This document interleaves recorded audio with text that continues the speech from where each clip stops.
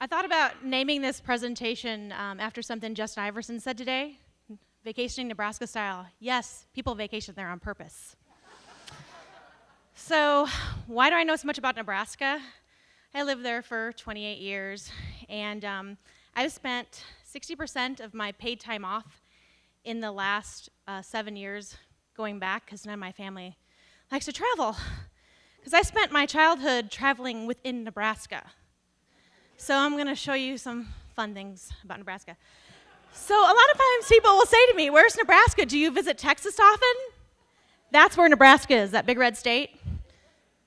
Did they kind of forget that Kansas and Oklahoma were in between Texas and Nebraska? But basically we visited the 5-state area when I was growing up. So when you hear the word Nebraska, what comes to mind? This is kind of interactive. Start shouting it out. You have 15 seconds. Well, I did this poll on Facebook and Twitter, and these were the top 5 things: corn, football, flat, farms, and red. The honorable mentions were Omaha, which is where I'm from, music, food, odd, tractors, grass, I-80, steaks, the Counting Crows. They're not even from Nebraska. And Bruce Springsteen. So here's some history about Nebraska. Cabela's is the largest attraction. It's in Sidney, Nebraska. Hastings is the birthplace of Kool-Aid. Omaha is the size of Portland, Oregon. Yes, it is not full of cornfields. It's actually a metropolitan city. Some other fun facts is Nebraska is the only state with a cam roll, not a bicameral like a lot of states have. And members are elected without party designation, though Nebraska is a red state, unfortunately. That's why I don't live there anymore.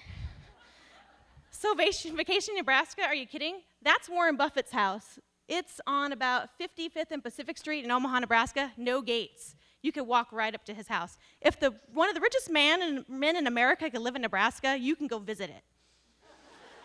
So here's some tips on visiting Nebraska. You can get a Runza statewide in the state of Nebraska. It's the unofficial sandwich. You can ask my husband every time we go to Nebraska.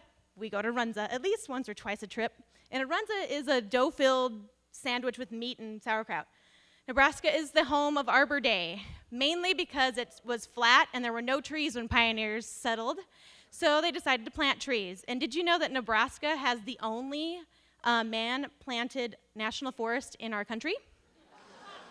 There's not a lot to do in western Nebraska. There's not a lot to do in western Nebraska, so they made Carhenge, which is a tribute to Stonehenge. And as you can see on my little Nebraska map, it's in the corner of the state. Nebraska is also home to the College World Series, and that's Johnny Rosenblatt Stadium. This will be the last year they will play in Johnny Rosenblatt Stadium, which is pretty sad. That's the neighborhood I grew up in. So the Beavers have been there a few times. My nephew mistakenly thought my husband was a beaver. He's actually a duck. Across from Johnny Rosenblatt Stadium is the Henry Doorly Zoo. It is world famous. It's the biggest zoo in the Midwest. It has the Desert Dome, the largest rainforest, and my son really likes the penguins. He's only 18 months. I've never been inside the Archway over I-80, but I have driven under it many times. And this is kind of a controversy because the city of Kearney, Nebraska passed a bond measure, and then once it was built, they were kind of disappointed in it.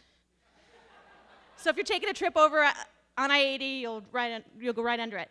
Nebraska is also known for its flat lands, which is great for road biking. I did a lot of road biking. I did 700 miles in one summer.